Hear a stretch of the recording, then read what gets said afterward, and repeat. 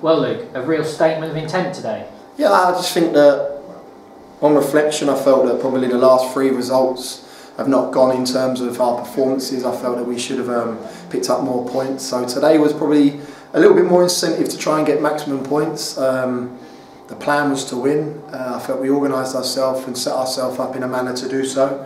I felt that the boys implemented everything I asked of them to the T, and I felt we were thoroughly deserving of our win. Can we be a little bit more ruthless? Can we be a little bit more killer in the final third? 100%. There's a couple of opportunities I felt that were the Bruno one just after the half. The time of that goal would have been fantastic. Then the one that fizzed across the face of the goal in terms of Morgan Ferrier. But the best thing for me today in the win was going 1-1, and they set a flare off behind the goal. The drum starts going. The 400-500 fans in Tranmere go to another level, and for us to go and take the second and win 2-1, the character shown by the players was magnificent. Having had a similar situation in midweek where Maidenhead came back from 1 down, were you fearing the same thing, or did you always believe in your players that they'd come back and get that winning goal? I've got to be honest, Terry questioned them at half time and said that we've been in this position before, we've been good goals to the good, and we had probably Tranmere away from home on the 78th minute. We go 2-0 up and we go and draw a fixture. So I just felt that the boys were magnificent in their application, the way they see out the game, the character to get back to 2-1. But yeah, we could have gone and got third, we could have gone and got a fourth, but in terms of today, we won a game of football against Tranmere. We've leapfrogged them, and I'm hopeful we can back that up with a performance against Aldershot on Saturday. You punched the air following the final whistle. What emotions were running through you? Nothing at all. It's just I felt it was a big win. I've got to be honest. The next 8 are big games. We play obviously Aldershot on Saturday, and that's another opportunity to get maximum points. I punched the air, I think, when we beat Solihull early on in the season. It's just an emotion that I have. It's nothing more than anything else.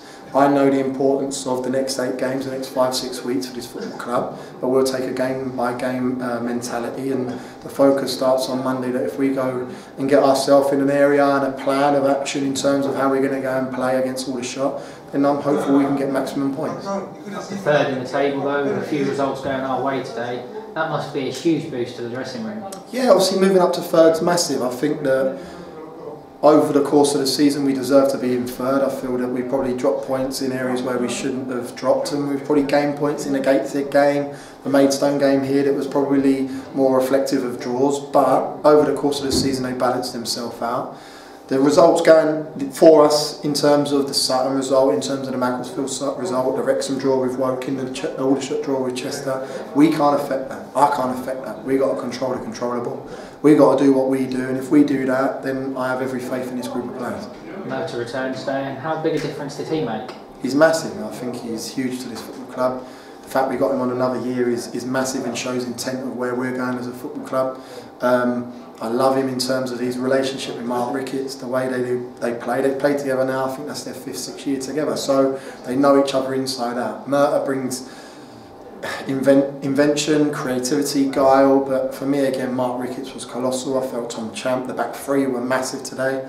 The 2 boys up top worked their cocks off in terms of shutting down fullback. So for me, yeah, I think it was a group effort, and said it to an interviewee earlier about the squad won me the game. I felt Shakespeare's introduction for Andrew Belanda today was an energy, was a drive, and I felt that he probably stretched midfielders where they don't want to be stretched, and I felt that he played a big part in us winning a fixture. Speaking of Angelo Belanda, it's a great way to celebrate his new contract. Yeah, obviously, for me, if it's going to land to anyone in that area, I'd want it to land to Angelo Belanda. He's got a slight issue with his hamstrings, hence why he had to come off. I felt he went a little bit on us in terms of the 60-65th mark, so that's something we need to assess, but the finish was massive. He had one earlier that he hit over the bar, but I think he's 11th goal of the season. If he gets to now 15 goals come the end of the season as an offensive midfielder, that's some return. So no, I'm very happy that he signed his deal. Everything about Angelo, and him off the pitch, on the pitch, in what he does with the academy is going to be positive for this football club.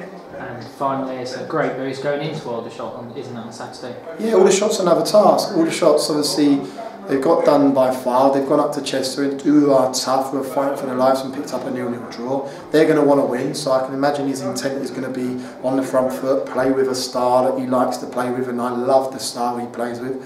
But I quite enjoy trying to find the chink in people's armour. I quite enjoy trying to find the game plan, so that's my task over the weekend, to set the boys to work on Monday, and that's the plan. We're going to go there and look to be positive and try and get maximum points.